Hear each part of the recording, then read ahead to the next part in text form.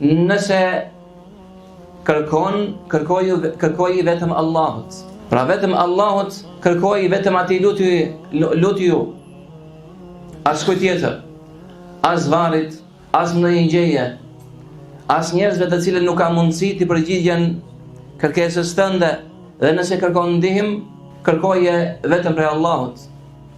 Sikurse Allahu Jalla wa Ala thot: "Iyyaka na'budu wa iyyaka nasta'in." Vetëm ty të adhurojmë dhe vetëm prej teje ndihmë kërkojmë. Kështu që lutja i përket Allahut. Lutjen e Allahut Allahu t'ia plotësoi.